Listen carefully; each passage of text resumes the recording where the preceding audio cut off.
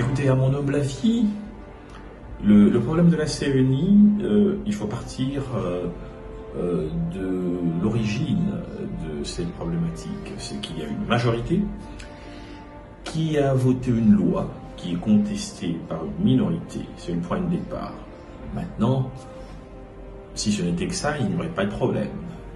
La majorité n'a pas vocation à faire ce que l'opposition voudrait qu'elle fasse. Elle a vocation à impliquer les options stratégiques qui sont les siennes pour le temps qu'elle est en exercice délégué de la souveraineté du peuple. C'est cela la démocratie représentative. Il y a une majorité, elle applique une vision, elle donne des orientations stratégiques en rapport avec le mandat qu'elle a reçu du peuple congolais. Maintenant, le problème avec cette loi, c'est qu'une fois qu'elle a été votée, elle souffre de quelques difficultés dans son application. Disons que la majorité n'arrive pas à faire appliquer cette loi parce que dans l'application de cette loi, certaines contraintes se posent à cet organe qu'est la CENI. Ça veut dire les confessions religieuses qui doivent notamment désigner le président de la CENI n'arrivent pas à se mettre d'accord. Et nous nous retrouvons dans une impasse. Et la solution, elle est laquelle? Certains inclineraient probablement à ce que la majorité fasse ce qu'elle pourrait considérer comme être légitime du fait d'être majorité, ça veut dire foncer. Mais pour y arriver, il faut trouver une méthode qui ne viole pas la loi. Si il n'y en a pas, l'impasse se confirme. Et c'est dans cette hypothèse que le centre se positionne.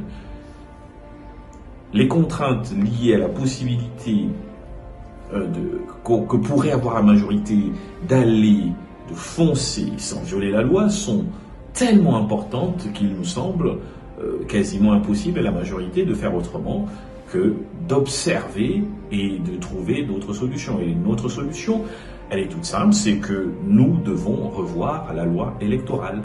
C'est la meilleure façon de procéder. Revoir cette loi, rendre la structure exécutive plus collégiale, en ne donnant pas de pouvoir excessif au président. Nous rendons en fait cet enjeu de la présidence de la CENI tout à fait administrative.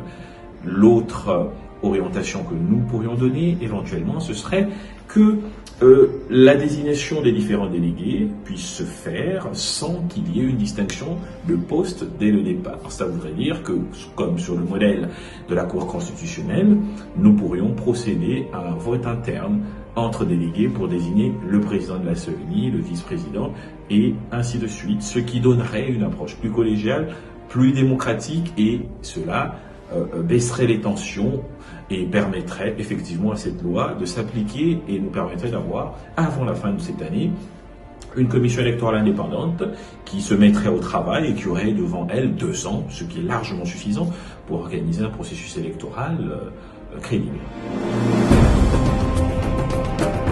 À mon humble avis, le climat politique se détériore au jour le jour et atteint des niveaux extraordinairement critiquables parce que nous nous rapprochons de la politique des caniveaux à bien des égards, pour la simple et unique raison que pour la première fois, nous allons avoir un processus électoral qui n'est pas a priori joué d'avance. L'alternance de 2018 a réveillé la conscience citoyenne des Congolais. Dorénavant, nous savons en tant que Congolais qu'il est possible de ne plus être président de la République. Nous savons que les fondamentaux de notre État ont commencé à prendre les racines, puisque nous avons pu remarquer que les services de sécurité, l'armée, l'État dans son ensemble, c'est dès la proclamation, dès la prestation de serment du nouveau président devant la Cour constitutionnelle, mis au service du nouvel homme que les Congolais avaient choisi pour diriger leur pays. Ça veut dire que les Congolais ont compris que par l'expression de leur souveraineté à travers les urnes, ils peuvent infléchir la volonté naturelle de tout groupe politique d'aller au-delà du mandat que eux, peuple, ou lui, peuple, a pu donné à tel groupe ou tel autre. Cette possibilité, aujourd'hui, mise au service des ambitions parfois démesurées des acteurs politiques congolais, crée un climat de défiance, un climat de haine, un climat délétère qui n'augure à rien de bon. C'est bien pour cela, d'ailleurs, que le centre, le regroupement politique Le Centre, le 12 juillet, a lancé un appel. A lancé un appel parce qu'en tant que groupe politique centriste, nous avons constaté que tout l'environnement politique congolais se structurait fondamentalement au niveau des extrêmes. D'un côté, des forces centrifuges qui sont prêtes à tout pour prendre le pouvoir, de l'autre, des forces centripètes qui elles-mêmes également s'organisent pour ne pas perdre l'impérium, et entre les deux positions, il n'y avait aucune voie de consensus qui pourrait permettre à la République d'espérer un atterrissage sans trop de friction, des frictions qui ne seraient pas, pour être plus précis, au-delà de ce qui est tolérable ou admissible dans un environnement démocratique contradictoire, un environnement républicain normal. Ce n'est pas ce que nous vivons au Congo. Ce que nous vivons aujourd'hui au Congo, c'est le renforcement de l'État et le délitement de la nation. Le délitement de la nation, ça veut dire la division du corps social en clans, en tribus, en groupes politiques. Les Congolais se regardent en chiens de faïence. Et nous devons arrêter cela. C'est cela l'appel du centre. Et nous pensons qu'il n'est pas trop tard. Nous sommes un peuple qui a une particularité assez critiquable, c'est que nous n'avons pas la mémoire vive face à notre histoire. Les dérives que nous radicalisantes que nous observons aujourd'hui nous rappellent à bien des égards ce que nous avons vécu dans ce pays il y a quelques années et qui nous a conduit aux frontières de la balkanisation. Nous ne devons pas oublier d'où nous venons, nous ne devons pas oublier le chemin parcouru et nous ne devons surtout pas oublier le soleil merveilleux qui nous regarde et qui dit « Congo, tu es en phase avec ta destinée, tu peux devenir une nation exemple pour toute l'Afrique et jouer effectivement ce rôle de locomotive. » C'est cela l'appel du centre.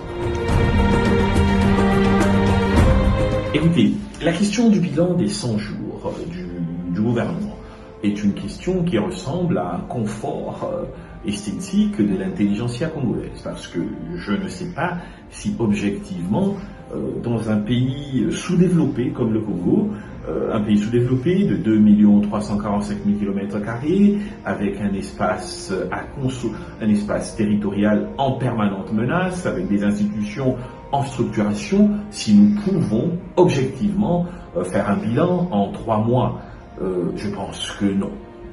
Intellectuel, je fais une analyse objective. Il n'est pas possible de faire le bilan d'une action gouvernementale crédible dans un pays comme la RDC en 3 mois. Ce que nous pouvons faire au mieux, c'est de la communication. Mais il n'y a aucune action structurante ou structurée qui peut faire objet d'un bilan en 3 mois. La seule chose qu'un gouvernement peut faire en 3 mois, c'est peut-être continuer les actions du précédent gouvernement. Des actions qui arrivaient à maturité, des actions qui étaient dans une phase de mise en œuvre. Mais les 3 mois du gouvernement ne peuvent pas servir de base pour juger objectivement de ce qui est de leur capacité ou pas.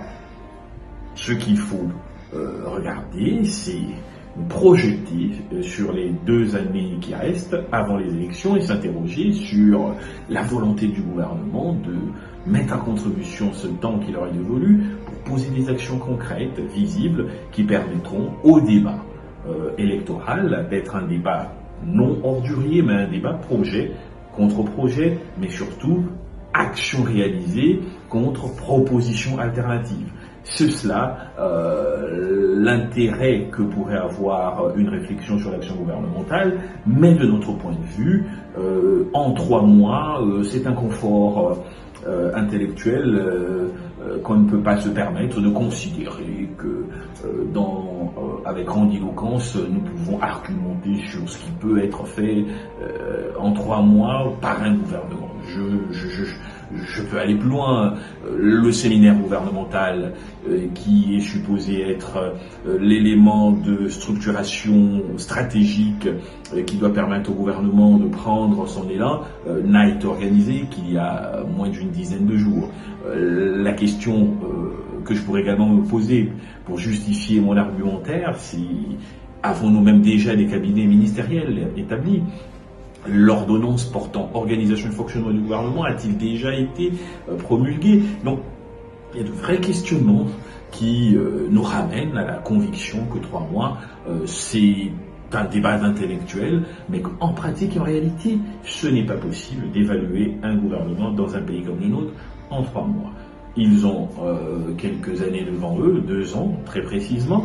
Je pense que, à mon avis, le minimum ce serait de voir le niveau de mise en œuvre de leur vision, de leur programme au bout d'une année.